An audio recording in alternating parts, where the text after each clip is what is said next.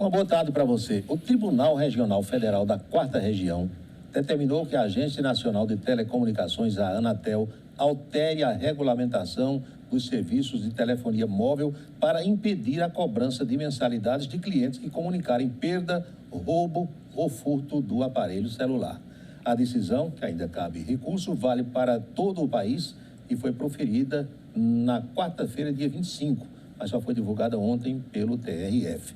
É uma decisão que logo será derrubada, eu não tenho dúvida disso aí. Eu sou Paulo Roberto, estou na Itararé e o Ponto a Ponto está começando.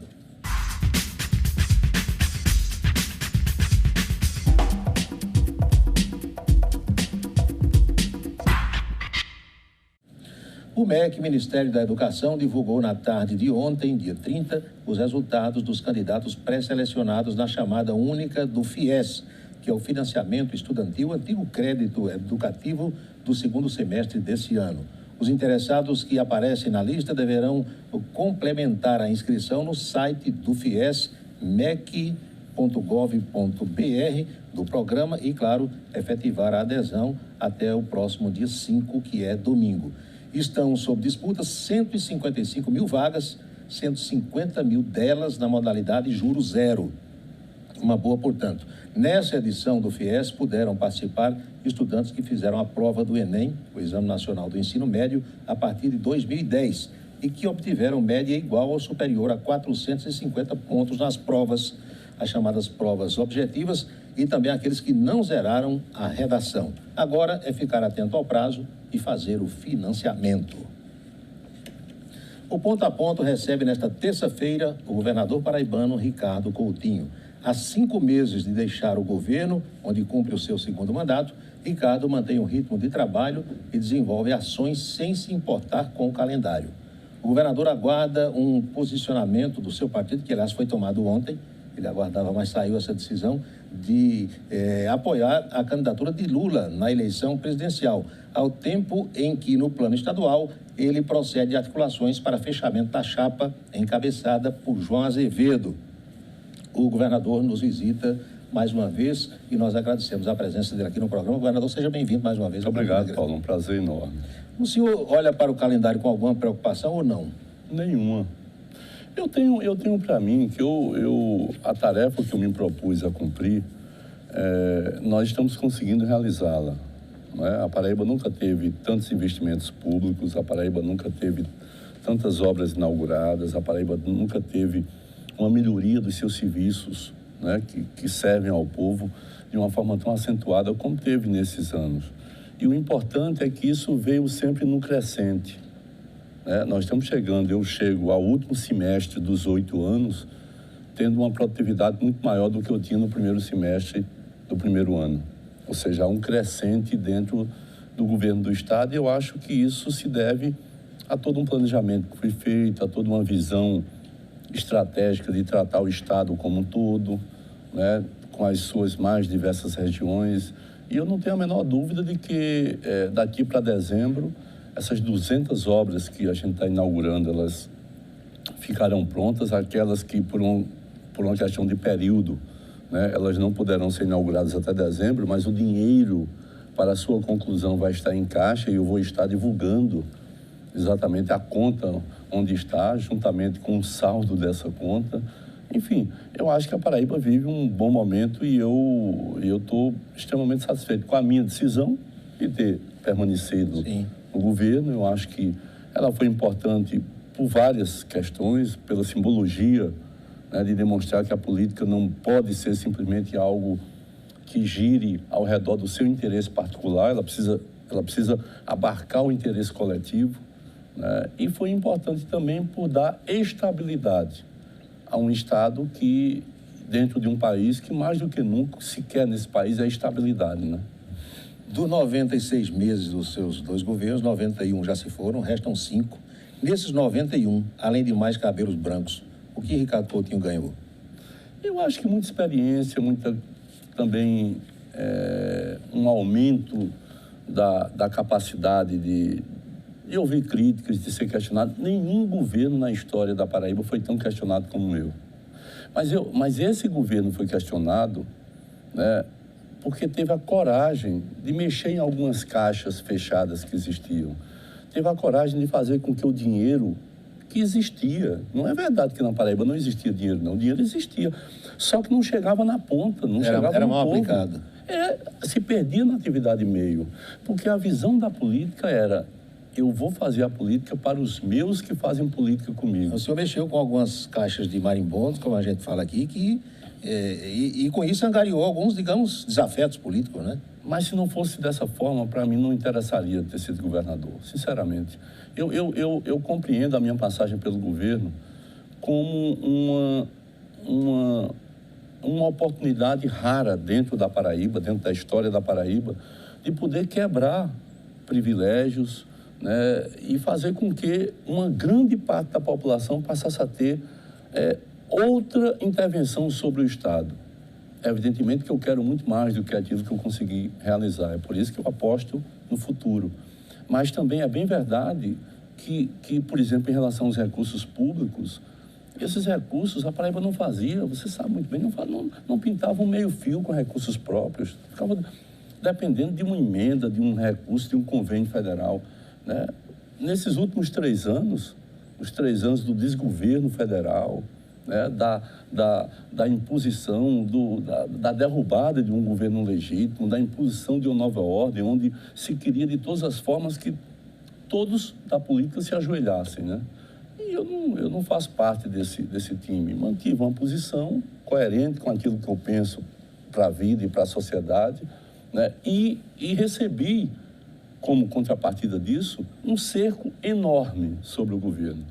E a nossa reação, eu acho que foi a mais importante, porque nós não negociamos, não vendemos posição política, como muitos fazem, né? E, ao mesmo tempo, o Estado se preparou para esse momento. Não dependeu de nada de Brasília. Eu preparei, né, o Estado para esse isso, momento, Paulo. Isso aí eu posso bater no peito e dizer que fui eu, porque eu preparei o Estado para esse momento. Eu debati com empresários, eu abri o jogo para empresários quando era para poder apertar em algum canto, eu liberei investimentos quando era para liberar, porque se não fosse a presença do Estado da Paraíba, do governo do Estado, na economia paraibana, a partir dos investimentos em obras e do pagamento, não só da folha, mas também de fornecedores, se não fosse isso, a Paraíba teria quebrado. Porque um dos fatores que mais impactaram a Paraíba para vencer essa crise, como nós estamos vencendo, foi a estratégia do Estado. Quando a crise se avolumou, quando o Brasil parou... O senhor estava com a retaguarda aqui para... O que a Paraíba fez? Ela foi para frente. Aí eu comecei a aumentar aquilo que já vinha fazendo, né, do ponto de vista de investimentos, e é fácil o telespectador perceber. Por exemplo, se você chegar em Santa Cruz, lá perto de Souza, nós estamos fazendo lá uma escola de 3.600.000, uma bela escola, né? Claro, uma bela escola. Desses 3.600.000, você vai empregar 70 pessoas durante 6, 7, 8 meses e vai colocar naquela economia ali do feijão, da malha, da sandália, do mercadinho, você vai colocar no mínimo de salário 1.200.000. Uma coisa inimaginável para uma economia. Essa é a história da Paraíba. Nós estamos vencendo a crise porque, ao invés de puxar o freio de mão, como era a lógica do mundo da política, né, eu acelerei, porque senão nós ficaríamos no atoleiro. E, evidentemente, que é por isso que a Paraíba aparece em todas as estatísticas e indicadores brasileiros como sempre um estado de ponta. O senhor falou aí em relação com empresários, buscar investimento, atrair investidores para cá, industriais e tudo isso, mas aqui, sobretudo, a oposição em Campina Grande lhe acusa de cobrar muito imposto, até de arroz fiscal em determinados momentos. E eu, quando escuto aliados seus aqui, eles me dizem o seguinte: olha, Paulo, o governador cobra o que tem que cobrar. Cobrar o imposto devido não é arroz fiscal. É mais ou menos assim? Se eu não cobrar o imposto, né, eu vou estar dando dinheiro para quem cobra o imposto, porque o povo está pagando o imposto. Na hora que compra alguma coisa. Na hora que compra. Ou seja, ao invés desse dinheiro vir para o Estado, que é o distribuidor, se for bem gerido, se for bem governado, que é o distribuidor desse imposto para voltar para o povo, eu estarei concentrando em mãos indevidas. Então, é uma bobagem isso. Segundo, quem mais aumentou o imposto dentro da Paraíba chama-se Cássio Cunha Lima. Jamais foi eu. Fizeram um debate que depois fugiram do debate. Aliás, eles sempre fogem do debate. Não sei se você percebeu que essa oposição a mim, a nós, e, consequentemente, a Paraíba, ela sempre acusa e depois foge do debate sobre a questão do combustível. Não é? Você lembra que fizeram isso? É uma coisa bem recente. Bem recente. Ou seja, e eu mostrei, apresentando a lei, que quem aumentou os impostos foi lá em 2004, com a criação do Fundo Especial de Segurança Pública, de combate à pobreza, e com um aumento de 10% sobre os 17%. Ou seja, aumentou 60% o imposto sobre o combustível. Não foi eu. E o Diário Oficial depois publicou a redução para chegar nos 46 centavos. Né? Exatamente. Ou seja, do diesel, nós reduzimos, da microempresa, da micro e pequena empresa, nós reduzimos. Hoje é um dos estados mais atrativos para a micro e pequena empresa. Lá no vestuário, no polo do vestuário, reduzimos lá em Cajazeiras. No polo calçadista de Patos, reduzimos para 1% para quem for vender para fora do estado e 2% para quem for vender aqui. Ou seja, nós tivemos uma política séria, consequente. E quando eu fui criar, em função de todo o Brasil estar criando, era obrigatório, o fundo, aquele fundo de estabilização fiscal, o que é que eu fiz? Eu fui lá na FIEP, lá em João Pessoa, pode perguntar ao doutor Boega. Disse, doutor Boega, liguei para ele, disse, eu quero conversar, não é só com você não, pode juntar quem você quiser, eu vou aí. E fui lá, fui bem recebido, e fui dialogar com a situação. E disse, me apresente uma proposta. Eu não levei uma proposta, eu digo, me apresente uma proposta. Recebi os empresários depois na granja, eles trouxeram uma proposta e eu melhorei a proposta que foi trazida. Ou seja, ninguém nunca dialogou tanto com a sociedade, né, como nós dialogamos durante esses anos. Agora, dialogar não precisa, não é fazer demagogia. Dialogar defendendo os interesses coletivos do povo da Paraíba. Muito bem. Isso me fez lembrar Ronaldo Cunha Lima, quando governador, Ronaldo saía com a gente, às vezes em viagens ou numa festa qualquer, num encontro, no Miura, que já não existe mais aqui em Campinas, e o Ronaldo dizia naquelas oportunidades que alguns comerciantes e industriais na Paraíba se consideravam intributáveis. Eram figuras que, na concepção dele, não gostavam de pagar imposto, infelizmente. A gente faz uma pequena pausa e volta já já com o governador Ricardo Coutinho. Não sai daí. Estamos de volta com o Ponto a Ponto. Os colegas da cobertura da crônica política da capital informaram na noite de ontem que teve um quiprocó na formação da chapa de Lucélio Cartacho. O que é que houve? É que os irmãos Cartacho queriam colocar a primeira-dama de João Pessoa, Maísa Cartacho, como primeira suplente de Daniela Ribeiro, formando então uma dupla feminina na disputa pela senatória. O senador Cássio Cunha Lima não gostou da ideia, deu um murro na mesa e disse que, se fosse assim, ele sairia da chapa naquele momento e a aliança com o Partido Verde, a coligação estaria desfeita. O acerto era para que Dona Maísa fosse primeira suplente dele, Cássio Cunha Lima, e não de outra candidatura, segundo o senador Tucano. Feita a ameaça, os Cartachos voltaram atrás e Maísa é a primeira suplente de Cássio Cunha Lima. Então, o clima nos bastidores parece que não é dos melhores, mas são coisas que estão acontecendo nessa semana decisiva aí do fechamento das chapas que vão para as disputas lá no mês de outubro. Governador Ricardo Coutinho, está definido que Luiz Couto é o segundo candidato a senador na chapa ou ainda não?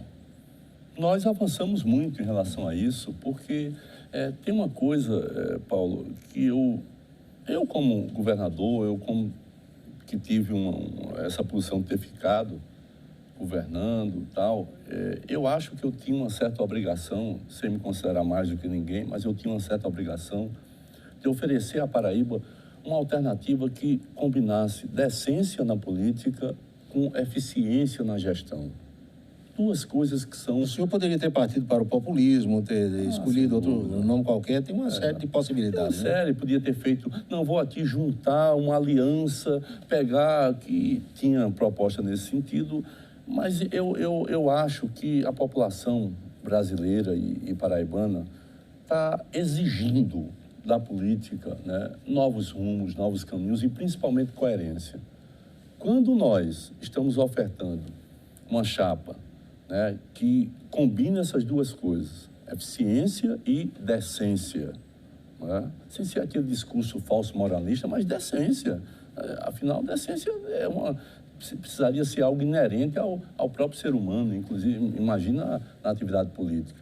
Então, nós dialogamos com o deputado Luiz Couto, que é um nome acima de qualquer suspeita, né? Já tínhamos trazido o atual deputado veneziano Vital, que é um outro nome que eu acho importantíssimo para a Paraíba. Nós estamos dialogando com o futuro, né? E, ao mesmo tempo, comandados, essa chapa, por uma pessoa de uma competência rara, né? Indiscutivelmente um cidadão que tem uma trajetória na administração pública elogiável, né? Que tem posição firme e que conhece. João Azevedo não vai aprender sobre a administração pública, como os outros. João Azevedo não vai dividir a Paraíba em fatias de pizza, ficando cada fatia para uma determinada família, e essa família vai se locupletar, como era anteriormente. João vai dar continuidade a esse processo de republicanização da Paraíba, que incide diretamente no dia a dia. Afinal, quinta-feira eu estou aqui inaugurando a escola técnica. É a escola técnica Braulio Maia. Braulio Maia é um grande amigo, né? Professor, né? Que faleceu há pouco tempo, né? E que está sendo homenageado, professor da UFCG, está sendo homenageado com o nome, uma escola técnica de 16 milhões de reais. Esse estado não tinha escola técnica, amigo. Nós estamos realizando, dentro desses padrões que Campina Grande ganha quinta-feira, 12 escolas técnicas de ensino integral, não é de meio período, é de ensino integral. Fora que também não tinha, mas hoje nós temos 33 escolas... Em tempo integral. Não, 100 escolas em tempo integral. Sim. E 33 com cursos técnicos. Essa escola técnica de Campina, ela vai ministrar cursos na área de programação de jogos digitais, que tem um mercado aí, né? E na área de design de calçados. Até hoje nós só tínhamos esse curso aqui na Facisa, né? Exatamente, exatamente. Ou seja, o público... O Estado vai oferecer... Se disponibilizando a ofertar. Aliás, essa conversa, você me lembrou bem, eu encontrei com um médico, dono de uma importante clínica de diagnóstico de imagens, em João Pessoa, uma grande clínica, e ele disse: Ricardo, pela primeira vez, ele dizendo, sim, né, a gente está sentindo a concorrência do público, no melhor dos sentidos. Sim, sim. Porque ele foi visitar o Hospital Metropolitano, né, Dona José Maria Pires, e disse: rapaz, eu fiquei maravilhado com aquilo. Aquilo não é coisa, entre aspas, sim, da Paraíba, né? Aquilo era coisa lá do Sírio-Libanês, enfim, do Albert Einstein, lá em São Paulo. E ele dizia que estava sentindo a concorrência e como isso era bom para a sociedade, né? Para o povo, para a sociedade e para todos que precisam, porque aqui no estado da Paraíba você pode ter 10 mil planos de saúde, mas se você tiver um AVC, um infarto, você vai ter que se servir dos traumas e agora do Hospital Metropolitano. É verdade. É aí que o mais rico ao mais pobre tem a melhor das assistências. Se você pegar o trauma de Campina Grande, é uma referência no Nordeste inteiro, né? Um hospital de ponta, um hospital que avançou muito em cirurgias videolaparoscópicas, enfim, nós tivemos um avanço conceitual importante e olha que se cuida no trauma, desde a agulhada, desde a famosa agulhada, porque ninguém tem confiança em outros serviços municipais, vai para o trauma. Até o AVC. Né? Até o AVC. Esse é o tamanho da importância do trauma aqui em Campina Grande e na Paraíba como um todo. Todas as vezes que o senhor vem aqui, eu faço questão de tocar nesse ponto, porque eu acho importante ouvi-lo a respeito. É claro que sua assessoria e seus secretários lhe passam isso, mas, sobretudo aqui na região de Campina, ainda há quem lhe qualifique como egoísta, egocentrista, centralizador, é o rei Ricardo, abandonou Campina. Esse discurso cola, governador? Não cola, não. Sinceramente, não cola, não. Sabe por quê? Porque eu fico, sinceramente, muito feliz. Porque se é isso que os adversários têm para dizer sobre mim, significa dizer que eles estão aprovando meu governo. E eu faço política para isso. Eu não faço política para ser amiguinho de A, B ou C. Eu não me proponho a isso. Quem gosta de mim, pessoalmente, gosta. Quem não gosta, não gosta. Mas a questão é que a política não pode ser um jogo de compadres, como era. A política tem que ser um instrumento de elevação da condição humana, amigo, coletivamente falando. Então, quando os adversários só têm isso a dizer, é sinal de que nós produzimos o que eles, efetivamente, jamais produziram anteriormente. E segundo, ninguém é bobo. Passar ali pelo Eixo das Nações, está lá as máquinas trabalhando. Vai lá no mutirão, com recursos próprios, Eixo das Nações, mutirão, está lá o povo trabalhando. Abrimos ontem mais 65 vagas para fazer mais ruas, terminar o canal, enfim, um ritmo. Por quê? Porque o dinheiro é nosso, o dinheiro está em caixa. Amigão, o senhor começa agora também? Amigão começa segunda-feira. Segunda-feira. Né? E a chegada do 13 na Série C, né? Infelizmente o Campinense não conseguiu, mas isso demonstra... O 13 ainda pode ser campeão, né? Mesmo tendo tomado de 3 jogos. Não, pois bem, ainda pode ser campeão. Aliás, o Botafogo tem esse título, né? E o Botafogo está aí, está de vento em brigando para ir para a Série B. Ou seja, segunda-feira eu começo o gramado do Amigão, que não fizemos antes, você lembra? Os clubes porque pediram. Os clubes pediram para adiar. E eu guardei o dinheiro, né? Com a responsabilidade de coerência. Não teremos atividade, dá para fazer isso tranquilo. Agora, faça isso tranquilo. Em janeiro está pronto. O Estado, a empresa que ganhou a licitação, já está lá. Enfim, você tem todo um processo, né? A segunda etapa do Parque Bodocongó está em obras, né? Com pista de bicicross, está em obras, dinheiro do povo da Paraíba. Nada disso é dinheiro federal, nada disso vem de fora, tudo é do povo da Paraíba. Então, quem sabe disso, ou quem tem acesso a isso, ou quem passar em frente à Escola Técnica Estadual de Campina Grande, que nós inauguraremos na quinta, sabe que esse discurso da oposição é uma balela. E eles sim que não fazem nada. Mas ainda tem outros temas também que a oposição aborda bastante aqui. Ajuda ao Hospital da FAP, a Universidade Estadual da Paraíba, o EPB, e segurança pública. O senhor fala tranquilamente também sobre os 3 temas? Eu quero debater sobre segurança. Como eu quero debater. Como eu quero pegar o mapa, né, o gráfico do ano 2000 para cá. Aliás, o Brasil já sabe disso, né? Porque vai sair agora mais um anuário do Fórum Brasileiro de Segurança Pública, com as estatísticas do país inteiro. Adivinha quem está novamente crescendo cada vez mais, expondo uma política pública consequente, de curto, médio e longo prazo? A Paraíba, compreendeu? Nós somos o único estado que durante 6 anos seguidos, e estamos no 7º, estamos reduzindo o número de homicídios. Se nós não tivéssemos implantado essa política pública de segurança, a Paraíba teria tido em 2017, permanecendo aqueles 25% de aumento de homicídios de 2010, teria 5.900 homicídios. Teve 1.284, se não me falha a memória. Ou seja, uma redução, é como se a gente estivesse caminhando na contramão, e estamos, do Brasil. Né? Então, eu discuto segurança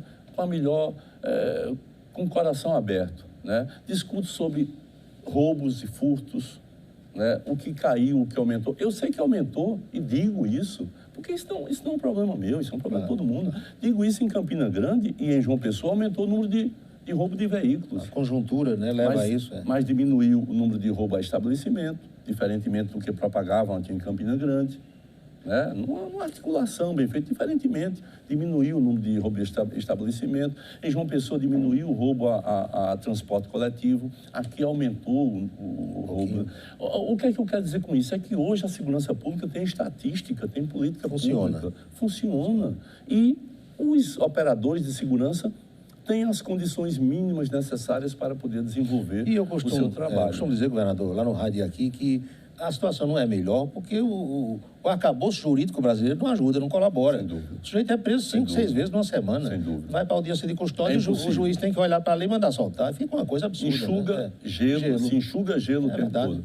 Com relação ao EPB... O senhor fala também tranquilamente sobre a Universidade Estadual.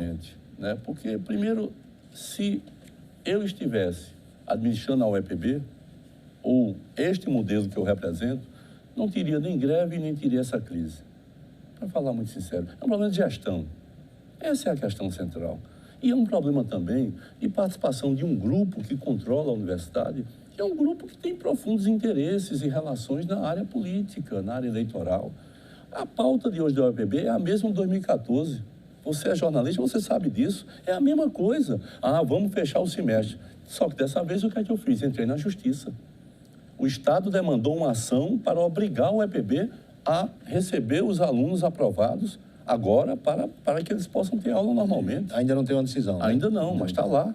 Acho que na segunda vara. Está lá. Né? Da mesma forma, tive que entrar na justiça contra o reitor por apropriação indébita. Como é que você desconta a previdência dos funcionários e professores e não repassa para a previdência. Isso é crime, amigo. Imagine se eu fosse fazer isso. Imagine se eu me desse o direito de dizer, não, eu tenho autonomia, deixa eu ficar aqui com o que não me pertence. Tem que responder, porque a administração pública não pode ser feita dessa forma. E, ao mesmo tempo, não adianta você justificar de que todo o dinheiro que vai só vai para o pessoal. A UEPB não é para o pessoal, não é uma atividade bem, é uma atividade para os estudantes, para a ciência. Eu agora estou divulgando 6 milhões de reais, recursos próprios que eu, no meio dessa confusão toda, disse, eu quero só para o UEPB, para o campo de pesquisa, para comprar equipamentos na área de saúde, né, onde nós vamos interligar o NUDS da UEPB com o Hospital do Trauma, na área de água. Sim. Aliás, me permita, ontem eu trouxe aqui ao programa a professora doutora Verusca, brasileira, que é da UEPB, da Ambiental Sanitário, e ela, autoridade, deu um depoimento aqui importantíssimo, desmistificando essa coisa de que a CAGEPA não está tratando bem a água de Boqueirão. Ela explicou tudo aqui. Tanto é que a UEPB tem cabeças pensantes, né? Claro. Na época que estava aquela discussão mal feita, né, despolitizada, com o intuito de só espalhar o terror, dizendo que a água de Boqueirão não prestava, eu disse, quem é o melhor aqui? É o UEPB. Então é o UEPB que vai fazer. Nenhum problema. E a UEPB fez todo o acompanhamento da qualidade da água durante todo aquele processo e continua a fazer. O que eu acho, sabe, Paulo, é que a política não pode ter mesquinharia, amigo. Ou pelo menos tem que ter um mínimo de mesquinharia.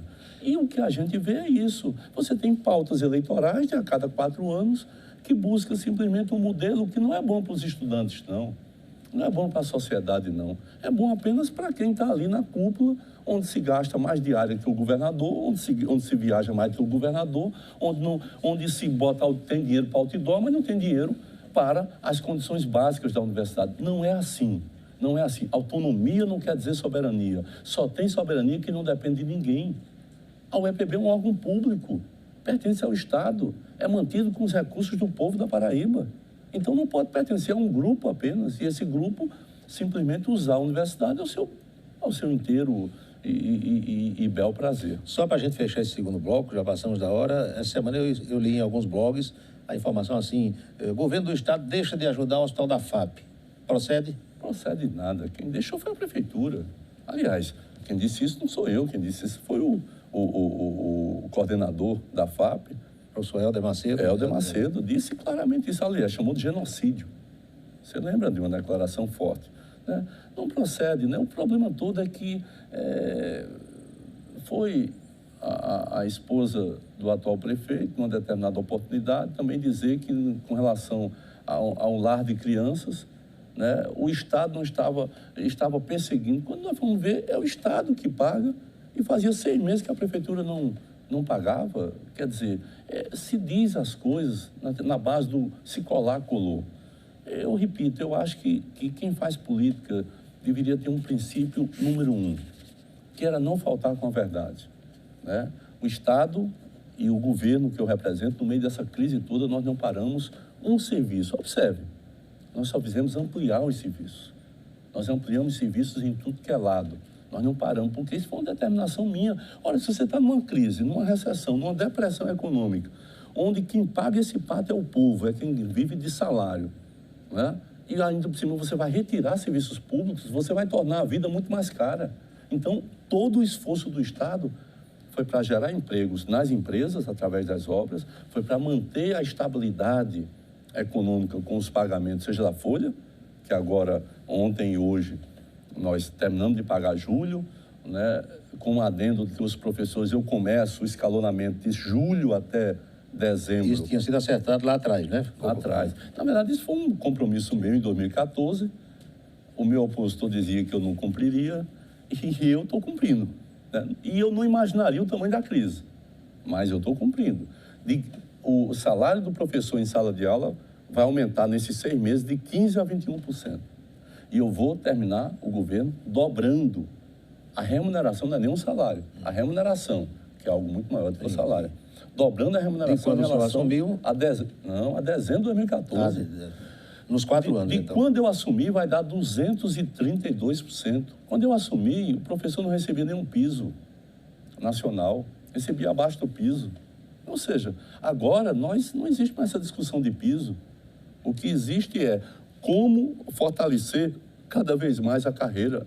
E hoje, né, desde o dia 27, autorizei a contratação dos 83 professores, porque nós fizemos um concurso de 1.000. 83 não assumiram, por algum motivo, enfim. Ficaram esses claros, né? Ficaram esses claros. Chamou-os imediatamente classificados. Já chamei. Já determinei que se chamasse e tal. Enfim, é outra história, amigo. É outro ritmo. A gente não vive em função da crise.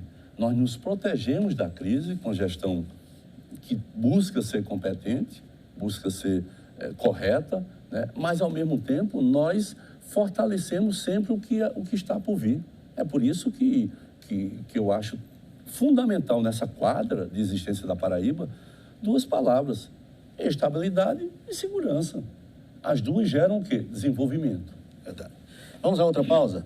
Reginaldo levantou ali a placa umas 50 vezes para que eu concluísse o bloco com o governador. É difícil comigo, eu sou prolixo. Mas demais. ele, não, é porque ele quer lhe convidar para depois do programa ir lá ao sítio Maracajá, em Queimadas, comer um guiné. Você preparou um guiné no Capricho. Toda vez que eu venho aqui me convidam, mas nunca isso acontece, viu? Eu acho que hoje ele vai pagar essa promessa, vai quitar a dívida. Então não sai daí que a gente volta já já. Voltamos com o último bloco do Ponto a Ponto desta terça-feira e vamos falar sobre o lado bom do Brasil. 5 alunos de 16 e 17 anos garantiram ao Brasil a melhor colocação já alcançada no torneio internacional de jovens físicos, conhecido como Copa do Mundo da Física. Os meninos garantiram a medalha de prata e a maior pontuação já obtida pelo país, pelo Brasil, e ainda desbancaram campeões clássicos da competição, como Suíça, Polônia e Suécia. A equipe brasileira contou com 3 representantes do estado de São Paulo, um do Colégio Ari de Sá, no Ceará, e um outro do Colégio Arena de Goiânia, capital de Goiás. Eles foram selecionados após a etapa nacional da competição. A conquista, além do reconhecimento pelo trabalho, representa para os meninos uma possibilidade a mais de conseguir ingressar em uma universidade de ponta no exterior. Com a notícia dessa, a gente chega à conclusão de que nem tudo está perdido nesse Brasil. E, a propósito, eu vou pedir ao governador Ricardo Coutinho que fale sobre esse programa Giramundo, bem a propósito dessa notícia tão boa que vem lá de fora. São notícias boas, né, Paulo? É porque eu creio que esse país só vai poder ser considerado e sentido um país democrático, verdadeiramente democrático. Não é no dia que houver não sei quantas eleições, é no dia que a educação pública for melhor ou igual à educação privada. Aí você vai estar dando oportunidades iguais. Quando nós estudávamos lá no primário, na admissão, aqui eu lembro que as grandes figuras da política paraibana passaram pelo Estadual da Prata, pelo Liceu Paraibano. Todas passavam pela escola pública. Por quê? Porque a escola pública vai dar chances iguais perante as oportunidades da vida para as pessoas social e economicamente diferentes. Ou seja, o filho de um grande empresário vai ter a mesma oportunidade que o filho de um desempregado. Hoje ninguém vê o filho de um prefeito numa escola pública. Não vê. Exatamente. No Brasil não encontra. Exatamente. Então, esse movimento nós estamos fazendo e, sinceramente, eu estou muito feliz com o que eu estou vendo. Primeiro, com o ânimo dos estudantes. Como mudou, amigo? O astral é outro. O astral do estudante, né, do jovem com a escola, porque antes era uma relação muito difícil, porque era desmotivada. Né? Como mudou? Para isso, uma série de coisas aconteceram. Primeiro, o ensino integral, porque o ensino integral não é só colocar de manhã e de tarde dentro da escola, é você criar, através de um novo modelo pedagógico, criar um projeto de vida, ou seja, estimular o jovem a construir o seu caminho. Então, ele vai ter que ter responsabilidade nisso. Afinal, é o dedo, como se diz no popular, que está na reta. Né? Então, essa é uma coisa que é fundamental. Segundo, nós criamos o Giramundo. Essa ideia de que o nosso país, que é um país de um profundo fosso social, coisas boas só para quem tem muito dinheiro. Nós quebramos isso. Nós estamos mandando aí, todos os anos, para Canadá, Espanha, Argentina e Portugal. Quinta-feira que vem, se não me falha a memória, eu vou estar participando novamente a partida, né? Eu sempre faço isso, de uma forma pessoal, a partida dos estudantes e dos professores, porque nós vamos ter professores que vão este ano para Israel. Por quê? Porque a Paraíba tem 80% do seu território como semiárido. E lá se assemelha, Como é que a escola não dialoga com isso, não dialoga na habitação, não dialoga no plantio, na agricultura, na irrigação, não dialoga na iluminação? Tem que dialogar com o dia a dia. Aprender o que tem de interessante por aí afora, né? Então, Israel é um exemplo disso, porque Israel não está nem dentro do semiárido, está dentro do deserto. É verdade. E lá consegue você colher e tudo. produzir, é verdade. Então, nós estamos mandando, vamos passar um mês num kibutz, no meio do deserto, aprendendo técnicas e vão repercutir, espalhar aqui dentro da nossa rede estadual de ensino para outros professores. Enfim, são essas coisas que fazem com que a Paraíba tenha aprovado 1.900 estudantes no último Enem, quando aprovava em média, antes do meu governo, 200. Compreendeu? É um salto muito grande. Quando você pega o MEC dizendo que do terceiro ano do ensino médio, você tem, a Paraíba inscreveu no Enem, que vai ocorrer, 35%, é a maior média do Nordeste. E quando você vai para a escola integral, nossa, chega a 91%. Olha aí. Ou seja, é um caminho que é fundamental. Tiramos o professor daquela coisa de o piso. Não tem mais história de piso, amigo. É outra história. Nós recuperamos a carreira, né? Ninguém vai ficar rico. Porém, evidentemente, as pessoas estão conseguindo viver bem melhor do que viviam anteriormente. O senhor acha que tudo isso vai ser debatido na campanha que se aproxima, governador? Necessariamente tem que ser debatido. É uma eleição plebiscitária? É uma eleição plebiscitária, sem dúvida nenhuma. Por vários motivos, né? Por isso que está acontecendo no Brasil, pelo histórico da Paraíba anterior, pela postura da oposição a nós. Foi uma postura sempre muito ruim, sempre muito degradante, sempre muito tentando destruir as coisas. Observe, chegaram ao ponto de serem contra o fim do racionamento aqui em Campina Grande da água. Como é que você nega a alguém o direito à água? Não é? É de uma mesquinharia enorme, só para fazer a disputa política com o governo. Porque se houvesse alguma coisa de errado, quem responderia por isso? Era o governo, evidentemente. E eles foram contra por ser contra. Eles foram contra porque não tem o mínimo de generosidade para com o povo de Campina Grande. Esse que eles se dizem donos da cidade e donos do povo, eles não têm um mínimo de generosidade, demonstraram isso, né? E durante toda essa caminhada, o governo sempre teve que ser e parecer, como a mulher de César. Ser e parecer, fazer e demonstrar, enfrentar os desafios, enfrentar as contradições, né? E escolher um caminho. Graças a Deus eu nunca tive medo de escolher os caminhos, principalmente na política.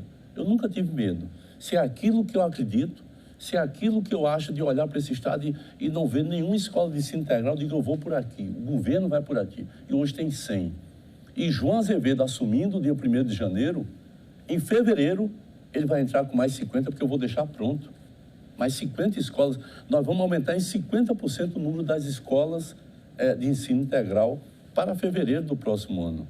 Ou seja, isso é de um ritmo, uma evolução, um compromisso com o futuro que efetivamente não me parece que a oposição ou alguém da oposição tenha a capacidade de construir perante a população. Primeiro, porque não fizeram. E segundo, porque não tem, sinceramente, o devido conhecimento para governar o Estado nessa lógica que o Estado é hoje. Agora, daqui até domingo, o senhor, o seu grupo político, tem que dizer o nome do vice ou da vice. Como é que estão as articulações? É verdade, está indo bem, né? Eu acho que as coisas... Está mais para o homem ou para a mulher? Há tempo para tudo. O Eclesiastes está aí para nos ensinar. Há tempo para tudo. E o tempo de Deus não é o nosso tempo, né?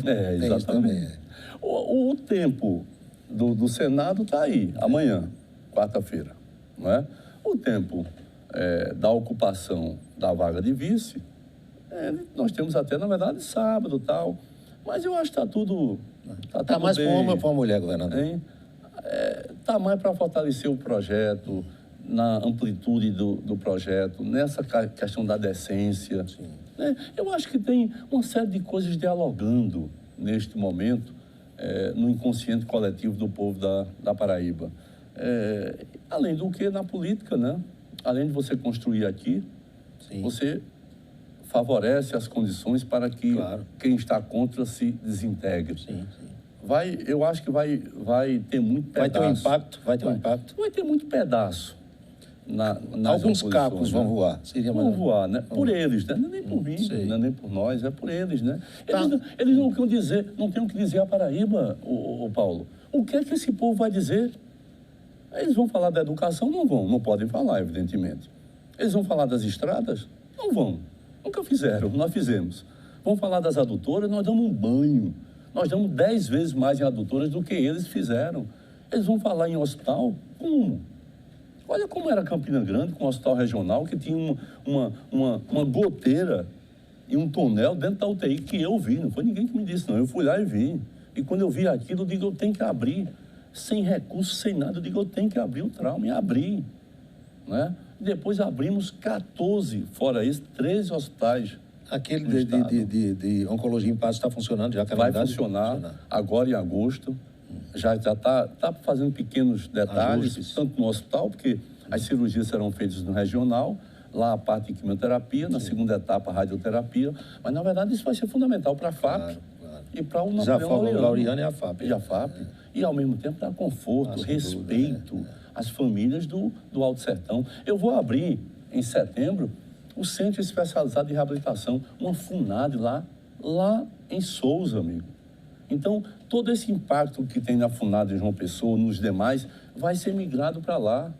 É uma questão de respeito à população. No meio dessa crise, nós estamos abrindo serviços com responsabilidade, com sustentabilidade, o que é fundamental, né?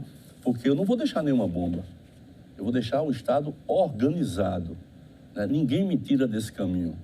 Né? E para isso eu enfrento o que estiver na frente para poder defender isso que eu acho que é uma conquista do povo da Paraíba. Né? É você gastar corretamente dentro da sua condição, mas ao mesmo tempo buscando ampliar aquilo que fortaleça e melhore a qualidade de vida da nossa população. Ainda sobre o vice, ter pelo menos uma pista. Litoral, Campina ou Sertão? Você volta... Não, litoral não. Não, né? Litoral então não. Tá pelo interiorzão aqui. Litoral não. Vai dar certo, as coisas estão indo bem. Eu acho que tem um sentimento, sabe, Paulo, de reconhecimento da situação nacional, comandada por Temer, né? E por esses que aqui na Paraíba representam Temer, porque a oposição a nós representa o governo Temer, né?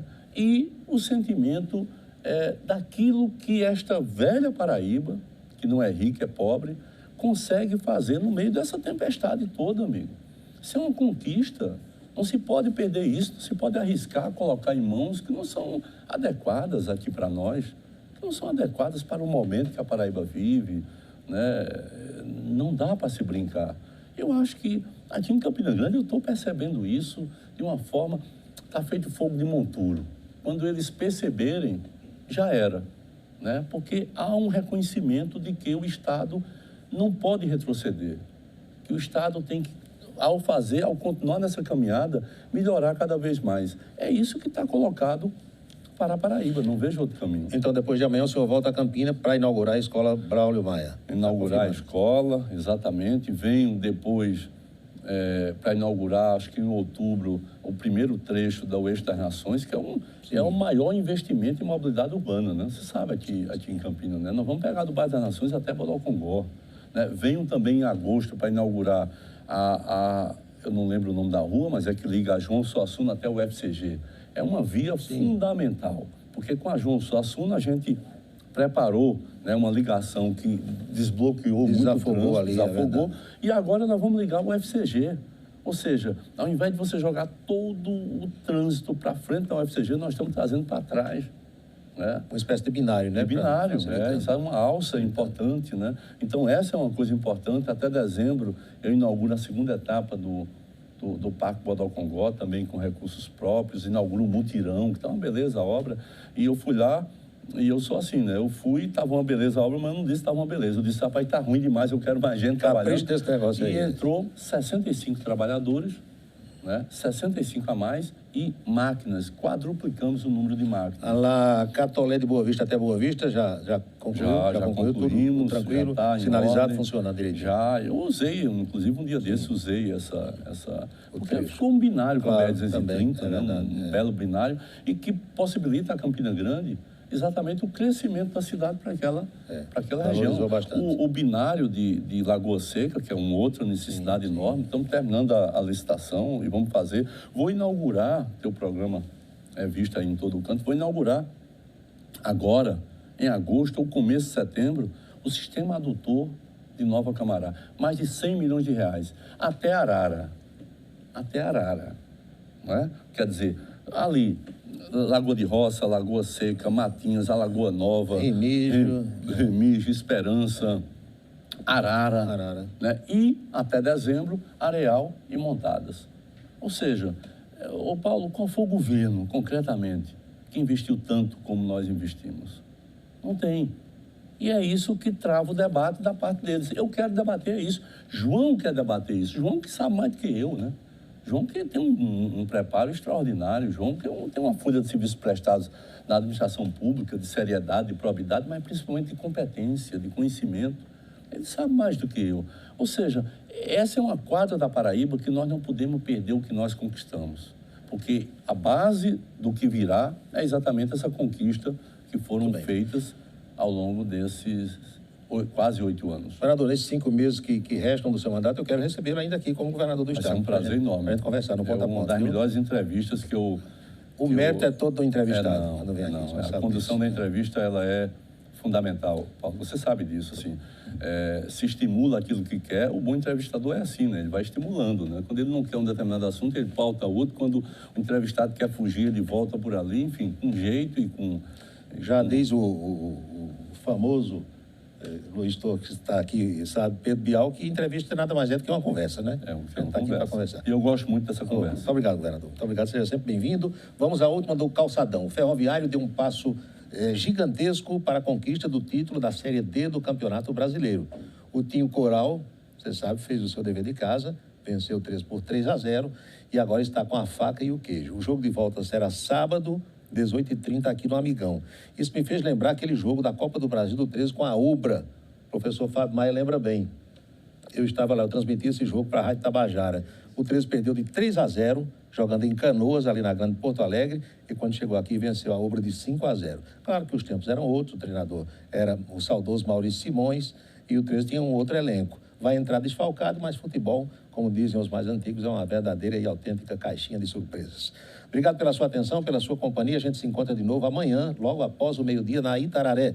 Temas para entrevista, sugira está o endereço. Fale com a nossa produção, sugira temas ou pessoas que possam vir ao ponto a ponto. Eu lembro às senhoras e aos senhores que a TV Itararé está em múltiplas plataformas digitais, com toda a sua programação ao vivo, incluindo o Facebook. E as notas divulgadas aqui caem no blog do Paulo Roberto, camisa10.net.br. A gente agora segue acompanhando a programação da Rede Cultura, gerada em São Paulo. Boa tarde, grande abraço para você e até amanhã.